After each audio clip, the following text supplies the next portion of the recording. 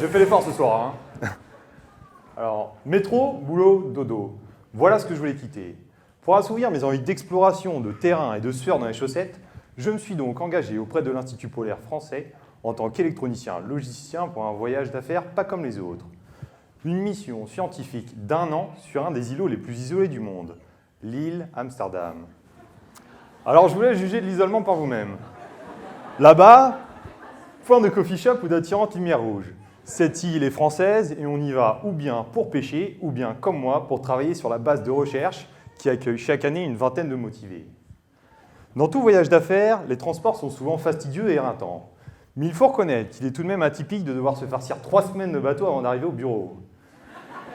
Bien évidemment, pas question de faire demi-tour si vous avez oublié votre brosse à dents. Sauf, bien sûr, pour un passager porté disparu qui sera finalement retrouvé en train de dormir, ivre-mort, dans un coin du bateau. À bord, soit vous avez le pied marin et c'est bien cool, sinon ça devient vite un véritable calvaire. Mais les grosses tempêtes sont des moments mémorables où l'impossible se réalise, comme choper le mal de mer en regardant le film Titanic. Mais le must, selon moi, reste tout de même le foot en cale qui se transforme en pogo général. Enfin, on y arrive. Imaginez-vous à ma place. Je m'apprête à descendre sur cette île de 8 km de diamètre pour y passer 13 mois de ma vie, sans possibilité de retour. Le doute s'installe. Un peu. Suis-je en train de faire une boulette? Mes vies dentifrice vont-ils suffire pour tenir l'année? Et surtout, mes futurs collègues ne seront-ils pas trop coincés? Le soulagement. Comme vous pouvez le voir, le costard n'est pas obligatoire. Voici à quoi ressemble un afterwork sur base. C'est une expérience humaine incroyable, mais attention, tout peut être prétexte à conflit. Ça va du dosage du café jusqu'aux histoires de cœur, malgré seulement 2 nanas sur base. Alors, oubliez le mythe de l'explorateur avec sa tente. La base s'apparente plutôt à un petit club Ned. Chambre et bureau individuels, baby-foot, billard, terrain de pétanque et même un terrain de tennis. Vous savez ce qui est le plus fou dans tout ça? C'est la bouffe. Comme restaurant d'entreprise, difficile d'imaginer mieux. Oui, oui. Véridique, hein? C'est du gastronomique en buffet à volonté. 2 cuistots à plein temps sont chargés de nous préparer les repas. La spécialité locale, c'est la langouste fraîche qu'on dévore par kilo jusqu'à l'overdose. Personnellement, j'ai grossi de 10 kilos en 1 an. Alors, si vous souhaitez m'inviter au restaurant en sortant, pitié, tout sauf des langoustes. Bon, jusqu'ici, vous devez vous dire, c'est super ce voyage d'affaires, mais au fait, à quel moment il bosse, ce type-là? Alors, mon job, c'était le support technique auprès des autres scientifiques. Électronique, logistique et coordination. Ici, par exemple, je suis en pleine réparation du système photovoltaïque d'un refuge. Sympa comme cadre de travail, non?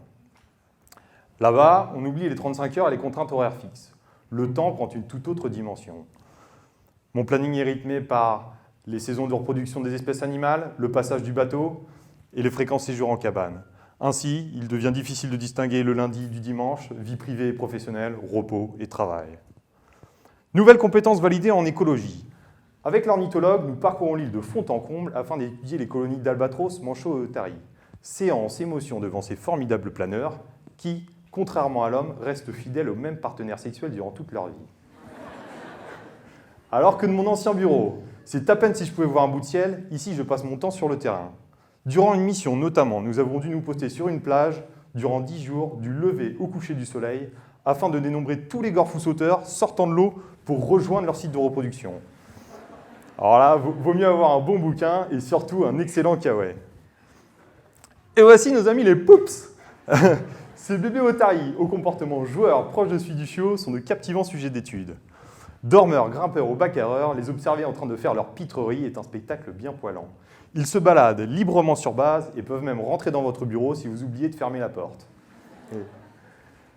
Mais ces innocents petits poups se transforment progressivement en de robustes otaries équipés d'une redoutable mâchoire.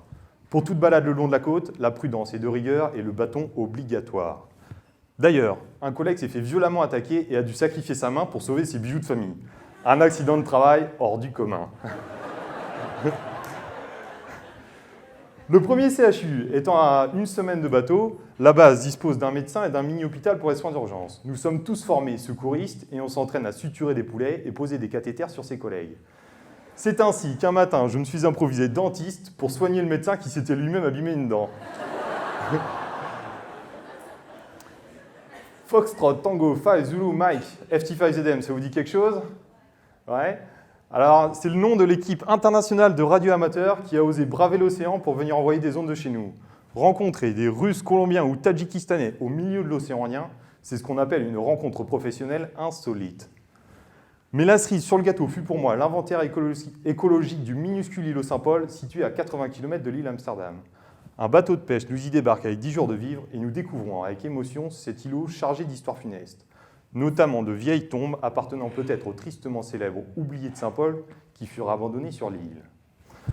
Enfin voilà, ce voyage de ouf se termine. Il est temps pour moi de sortir la tête de l'eau et de revenir à la vie normale. Pas facile après cette dernière baignade avec les poups. D'ailleurs, j'ai tellement détesté ce voyage que j'ai décidé de repartir pour un nouveau voyage d'affaires, mais de 2 ans cette fois. Direction du Tristan d'Aquila en Atlantique Sud. Merci.